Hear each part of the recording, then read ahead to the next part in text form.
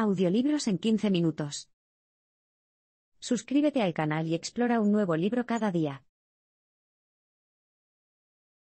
El conflicto moderno sobre el aborto en Estados Unidos ha sido moldeado por argumentos basados tanto en los derechos como en las políticas. Empecemos por una creencia generalizada: el conflicto del aborto en Estados Unidos refleja un enfrentamiento entre dos partes con demandas incompatibles. Una de las partes aboga por los derechos constitucionales del feto. La otra aboga por el derecho constitucional de la mujer a decidir interrumpir el embarazo. ¿Cierto? Bueno, esto es solo parcialmente cierto. Estas dos reivindicaciones basadas en los derechos son la base de los movimientos a favor de la vida y del derecho a decidir. Sin embargo, Mary Ziegler afirma que, desde Roe contra Wade, el conflicto se ha centrado en debatir las afirmaciones basadas en políticas. Se refieren a los costos y beneficios del aborto, y a menudo sopesan los impactos positivos y negativos en las mujeres y las comunidades de color.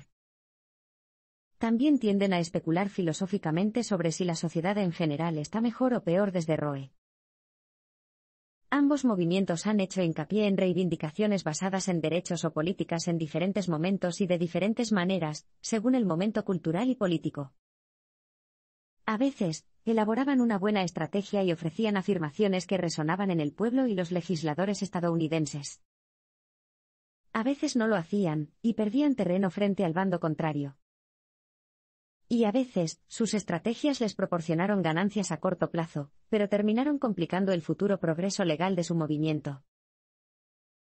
Para entender cómo las cosas se complicaron tanto, empecemos por el principio, antes de Roe. El aborto en el siglo XIX pasó de ser legal a estar penalizado en algunos estados en 1880. La oposición al aborto estaba motivada por motivos raciales.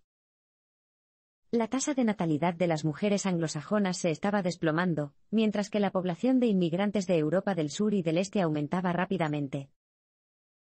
Los opositores argumentaron que un acervo genético inferior abrumaría al país. ¿La solución? Hacer que el aborto sea menos accesible por medios legales. En respuesta, los médicos y activistas de principios del siglo XX abogaron por la legalización nacional, argumentando que el aborto a menudo era necesario para salvar la vida de las mujeres. Sin embargo, a medida que la atención obstétrica mejoró en los años 40 y 50, esta justificación se hizo menos creíble. El argumento pasó a señalar que hacer que el aborto fuera legal y accesible mejoraría la salud física y mental de las mujeres. Los enemigos del aborto respondieron insistiendo en que el aborto no tenía beneficios para la salud, sino que en realidad causaba un trauma emocional a las mujeres. Sin embargo, en la década de 1960, tanto los reformadores del aborto como los grupos a favor de la vida dejaron de hacer afirmaciones basadas en la salud y, en cambio, optaron por centrarse en los argumentos basados en los derechos. Esto se debe a que quedó claro que invocar los derechos constitucionales de las mujeres era el camino más seguro hacia la victoria, especialmente después de dos sentencias de la Corte Suprema. Una de ellas, Griswold contra Connecticut, se decidió en 1965. Este caso abordó una ley de Connecticut que prohibía a las parejas casadas usar métodos anticonceptivos. El tribunal sostuvo que esta ley violaba la Constitución, y sostuvo que el derecho a la privacidad era lo suficientemente amplio como para incluir el uso de anticonceptivos por parte de las parejas casadas. Sin embargo, ambas partes continuaron utilizando estrategias de costo-beneficio para influir en la política y la opinión pública. Los grupos a favor del derecho a decidir exigieron la derogación total de todas las restricciones al aborto. Las feministas, los profesionales de la salud pública, y los controladores demográficos recientemente movilizados insistieron en que todas las mujeres deberían tener el derecho legal de interrumpir sus embarazos, independientemente de los costos o beneficios. Planned Parenthood describió el aborto como un procedimiento médico que era el derecho de cada paciente. Sin embargo, los grupos a favor de la vida sostuvieron que la Constitución ya protegía el derecho a la vida del feto. En 1973, los abogados defensores del derecho al aborto que litigaron Roe contra Wade destacaron los argumentos sobre los derechos que estaban en juego en la decisión sobre el aborto, en particular, el derecho a la igualdad y el derecho a la privacidad. También señalaron ciertos costos y beneficios de la póliza. Pero, en última instancia, fueron las reivindicaciones basadas en los derechos las que prevalecieron. Roe contra Wade sostuvo que el derecho a la privacidad era lo suficientemente amplio como para abarcar la decisión de la mujer de interrumpir o no su embarazo. Tras esta histórica sentencia, las reivindicaciones basadas en los derechos parecían más importantes que nunca para el debate en curso sobre el aborto. Antes de Roe, algunos activistas antiaborto querían proponer una enmienda constitucional que describiera los derechos del feto. Sin embargo, los grupos antiaborto organizados, como el Comité Nacional por el Derecho a la Vida, NRLC, y Americans United for Life, AUL, no estuvieron de acuerdo. Para ellos, pedir una enmienda era admitir que la Constitución aún no protegía los derechos fetales. Pero después de 1973, todo cambió. Tras Roe contra Wade, las décadas de 1970 y 1980 vieron un aumento de las estrategias de costo-beneficio. Ahora que hemos rastreado los orígenes del debate sobre el aborto moderno, echemos un vistazo a las secuelas inmediatas de Roe contra Wade. Ni siquiera un mes después de que el tribunal se pronunciara a favor del derecho al aborto, los partidarios de la vida se unieron en torno a la idea, que alguna vez fue impopular, de una enmienda constitucional. La enmienda tenía que hacer más que simplemente derrocar a Roe, pero los líderes de las organizaciones antiabortistas estaban divididos en cuanto a los detalles. Con el tiempo, los grupos antiaborto más grandes se dieron cuenta de que cambiar la Constitución llevaría un tiempo. Así que centraron su atención en objetivos a corto plazo, como tratar de limitar el acceso legal al aborto. Después de todo, el derecho a abortar no significaría mucho si fuera imposible hacerlo. Ni siquiera ellos predijeron el éxito que tendrían. Los legisladores aceptaron inmediatamente sus restricciones graduales, y comenzaron a redactar leyes que prohibirían el uso de fondos públicos para abortos.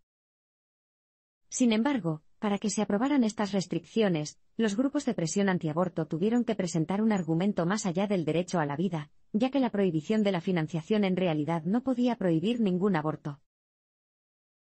Así que, en cambio, se centraron en las consecuencias negativas de la financiación del aborto. Por ejemplo, afirmaron que la financiación era perjudicial para los pobres y las personas de color. ¿Cómo justificaron esta afirmación? Bueno, vieron la oportunidad de conectar a los grupos de control de la población con el movimiento por el derecho al aborto. Señalaron que Margaret Sanger, la fundadora de Planned Parenthood, había tenido vínculos con el movimiento eugenésico.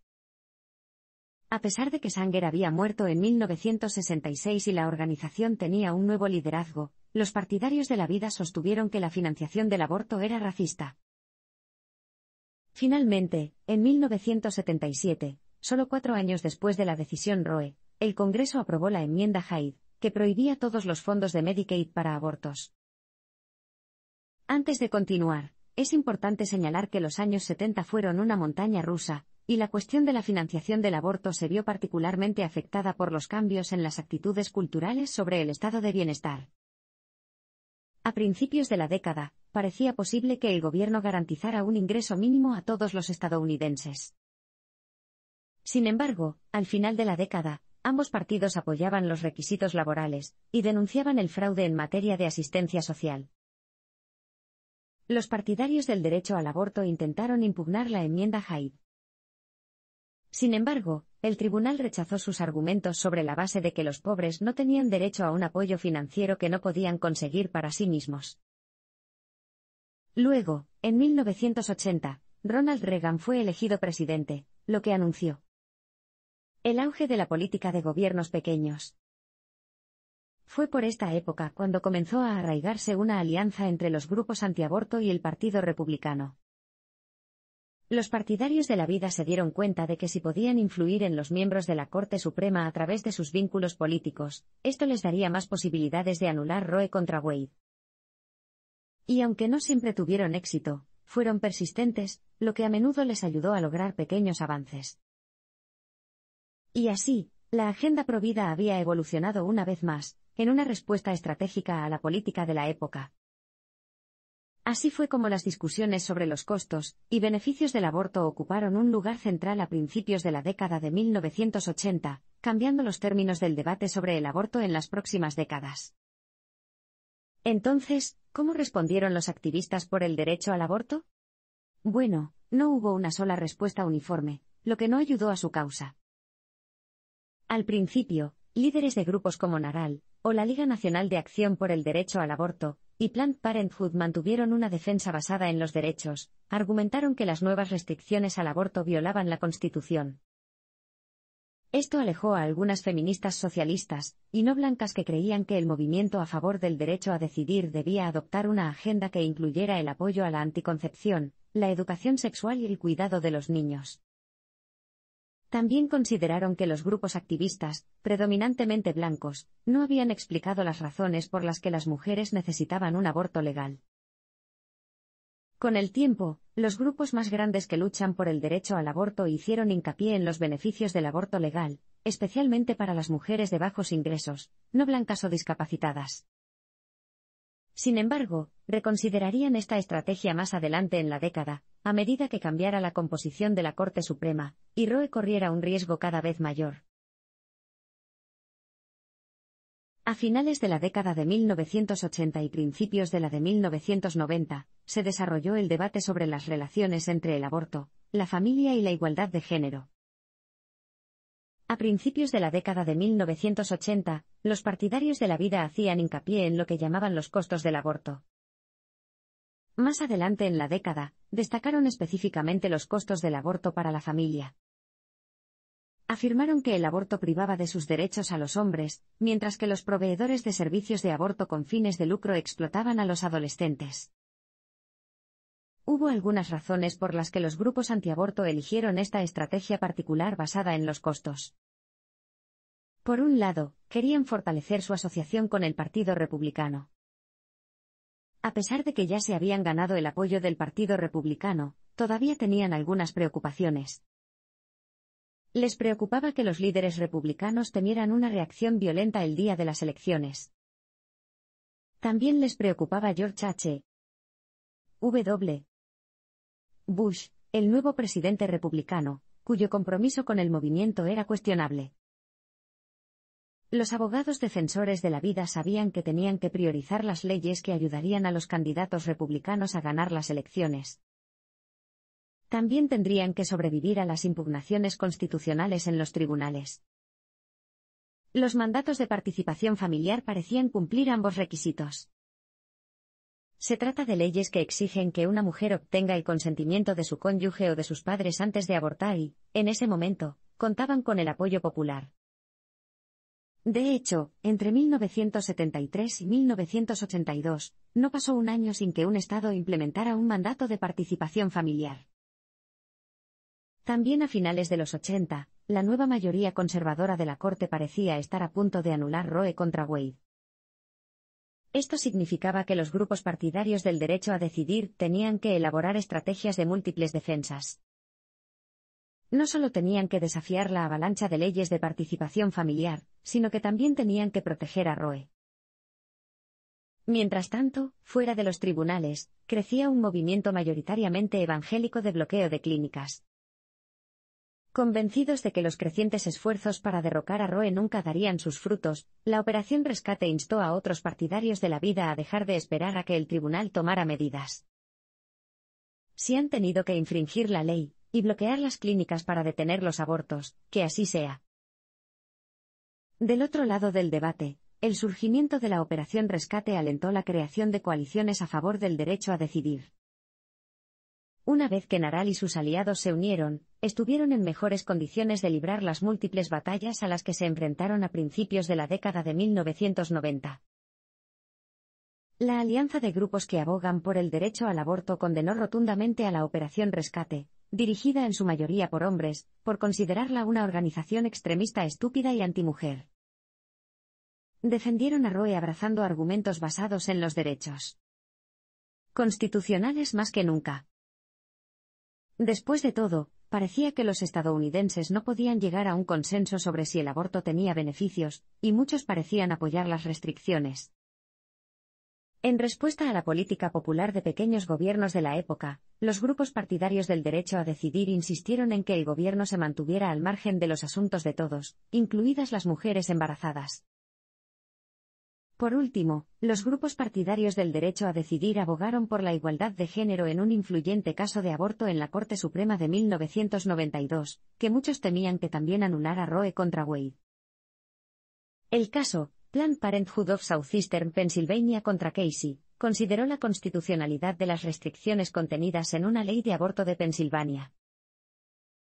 Los argumentos que vinculaban la accesibilidad del aborto con la igualdad para las mujeres fueron esenciales para dar forma a la decisión de Casey. Los abogados de la ACLU argumentaron que si se obligaba a las mujeres a llevar sus embarazos a término, podrían perder oportunidades de seguir una educación, iniciar una carrera o iniciar un negocio. En última instancia, el tribunal mantuvo lo que denominó la afirmación esencial de Roe, aunque también confirmó casi todas las restricciones controvertidas en la ley de Pensilvania. Este resultado no fue ideal ni para los grupos que estaban a favor del derecho a decidir ni a los que estaban a favor de la vida. Pero sí destacó la importancia de los argumentos de costo-beneficio. Para las elecciones presidenciales de 1992, el clima político había cambiado por completo. Bill Clinton, un demócrata partidario del derecho a decidir, había derrotado a George H. W. Bush. Por primera vez en más de una década, los grupos que luchan por el derecho al aborto jugaban a la ofensiva, no a la defensa. Tomaron el control de la agenda centrándose en los beneficios para la salud del acceso al aborto, un argumento que tal vez recuerdes que ya había surgido anteriormente. Al basarse en el trabajo anterior de activistas feministas, en su mayoría no blancas, los grupos a favor del derecho a decidir replantearon la lucha como una lucha por la justicia reproductiva más que por los derechos. Esta agenda incluía el acceso al aborto, la anticoncepción, la vivienda adecuada y el cuidado infantil de calidad. NARAL y Planned Parenthood también pidieron que se derogaran los planes de financiación del aborto, y la cobertura del aborto en la legislación sanitaria universal. Sin embargo, a finales de la década de 1990, la reforma del sistema de salud de Clinton había fracasado y, de hecho, el renovado enfoque en la salud ayudó a grupos pro-vida como la AUL y el NRLC a recuperar su influencia. Hicieron hincapié en las afirmaciones sobre los daños a la salud causados por el aborto y, al mismo tiempo, acusaron a los principales medios de comunicación y a las instituciones médicas de ocultar la verdad sobre el procedimiento. A partir de entonces, las guerras por el aborto se intensificaron. Desde finales de la década de 1990 hasta principios de la década de 1990, la brecha entre los bandos opuestos del conflicto del aborto se hizo más amplia. No pasó mucho tiempo antes de que los grupos partidarios del derecho a decidir volvieran a ponerse a la defensiva. A finales de la década de 1990, los principales grupos antiaborto insistían en que los beneficios del aborto para la salud eran un mito. Y así, durante la próxima década, ambas partes se verían envueltas en una nueva lucha. No solo se enfrentarían por los costos y beneficios del aborto, sino que también discutirían sobre en qué expertos se podría confiar para medir esos costos y beneficios. Esta nueva etapa del conflicto surgió cuando quienes se oponían al aborto propusieron prohibir un procedimiento en el segundo trimestre llamado dilatación y extracción, o DIX. Si no has oído hablar de la DIX, quizás conozcas otro término para denominarlo, aborto por nacimiento parcial. Este es el término no médico que fue acuñado por el Comité Nacional del Derecho a la Vida en 1995.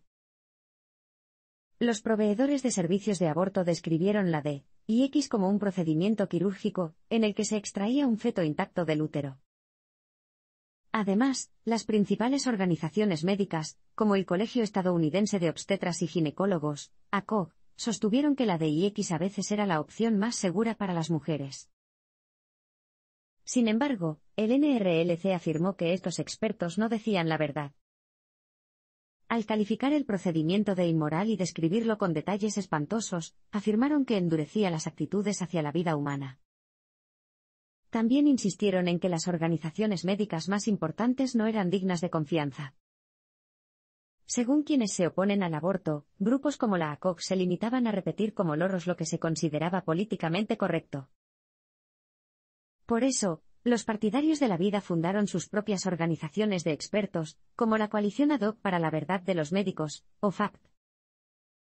Y cuanto más desafiaban a las principales organizaciones médicas que apoyaban el aborto, más dañaban la reputación del movimiento a favor del derecho a decidir.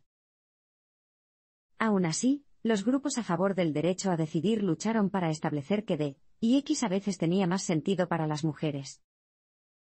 Destacaron a Colleen Costello, una mujer cristiana conservadora, que se sometió al procedimiento. Costello se decidió por D y X después de enterarse de que su hija por nacer tenía una enfermedad neurológica mortal. Sintió que elegir D y X sería lo que menos afectaría a su fertilidad futura. Y a medida que avanzaba el debate, ambas partes discutieron sobre lo que debería suceder cuando los expertos médicos no estaban de acuerdo. ¿Quién tenía la última palabra cuando se discutía un asunto científico? ¿Y cómo deberían los tribunales tratar y definir la incertidumbre científica? Tras años de idas y venidas en los tribunales, el sucesor republicano de Clinton, George W. Bush, promulgó la prohibición del aborto por nacimiento parcial en 2003. A partir de este momento, los debates sobre la ciencia tendrían un gran impacto en las guerras del aborto. Mientras que antes las dos partes discutían sobre los valores fundamentales, ahora discutían sobre quién se consideraba experto y qué tipo de evidencia era válida. Pase lo que pase con Roe contra Wade, no debemos dar por sentado que estamos llegando al final del debate. En 2008, parecía posible que la tendencia política cambiara una vez más a favor del derecho al aborto. Cuando el candidato a favor del derecho a decidir, Barack Obama, ganó la presidencia, los grupos que defienden el derecho al aborto pensaron que restauraría los fondos de Medicaid para el aborto, ya que la reforma del sistema de salud era su prioridad. También esperaban que ayudara a impulsar una legislación que codificara el derecho al aborto. Pero se decepcionaron rápidamente. Como no quería poner en peligro la aprobación de la Ley de Cuidado de Salud Asequible, Obama insistió en que el proyecto de ley sería neutral en cuanto al aborto. Sin embargo, los legisladores republicanos lograron negociar un acuerdo con Obama que prohibía por completo la financiación federal del aborto en virtud de la ACA. Además, en 2010, la reacción de la ACA ayudó a los republicanos a tomar el control de la mayoría de las legislaturas estatales, y a aprobar un número sin precedentes de restricciones al aborto. A medida que avanzaba la década, las dos partes del debate sobre el aborto se considerarían cada vez más no solo erróneas en cuanto a los costos y beneficios del aborto, sino que también eran fundamentalmente deshonestas. Los conservadores y los partidarios de la vida afirmaron que la ACA negaba la libertad religiosa, y que Planned Parenthood priorizaba las ganancias por encima de la salud. En respuesta, los partidarios del derecho a decidir argumentaron que quienes estaban a favor de la vida se oponían misóginos a la atención médica de las mujeres. También se centraron en combatir el estigma del aborto y en destacar los beneficios del aborto. Por ejemplo, organizaciones como Black Women for Wellness se lanzaron para luchar por la justicia reproductiva, incluido el acceso al aborto, los métodos anticonceptivos, la atención prenatal, la licencia de maternidad y el cuidado de los niños. Y en 2015, cuando la Cámara de Representantes, pero no el Senado, aprobó una ley que desfinanciaba Planned Parenthood, Amelia Bonow y Lindy West iniciaron la campaña #Show Your Abortion. Las mujeres usaron este hashtag para compartir sus historias sobre el aborto en línea y disipar el estigma. La campaña creció rápidamente, con el hashtag mencionado más de 100.000 veces en solo 24 horas. En el verano de 2016, los partidarios del derecho al aborto aún tenían esperanzas. A pesar de que los republicanos lograron tomar el control de la Cámara de Representantes y el Senado en 2015, muchos asumieron que Hillary Clinton pronto sería elegida presidenta. Si Clinton sustituyera al fallecido juez conservador Antonin Scalia, quien falleció durante el mandato de Barack Obama, cuyo puesto lo ocuparía el futuro presidente, la Corte Suprema probablemente ampliaría el derecho al aborto. Sin embargo, en unas elecciones que sorprendieron a los partidarios del derecho al aborto, y a muchos otros, Donald Trump finalmente salió victorioso. Nombró al juez conservador Neil Gorsuch para el tribunal en 2017 y a Brett Kavanaugh en 2018, lo que hizo que la muerte de Roe pareciera cada vez más inminente. Para 2020, el abismo entre ambos lados del debate sobre el aborto se había ensanchado más que nunca. Si bien las afirmaciones sobre los costos y beneficios del aborto habían sentado las bases del debate durante las últimas décadas, los partidarios de la vida volvieron a invocar afirmaciones basadas en los derechos. Como muchos esperaban que el tribunal anulara pronto a Roe, podrían impulsar rotundamente la prohibición del aborto en lugar de apoyarse en restricciones estratégicas. Mientras tanto, los partidarios del derecho a decidir comenzaron a proponer enmiendas constitucionales estatales y leyes para proteger el aborto en caso de que se anulara Roe. Entonces, ¿qué sigue? Mary Ziegler cree que, pase lo que pase con Roe contra Wade, no debemos dar por sentado que estamos llegando al final del punto muerto. Incluso si Roe es derrocado, la batalla continuará a nivel estatal. Y lo que ambas partes quieren, una protección constitucional absoluta, probablemente nunca lo logre la Corte Suprema.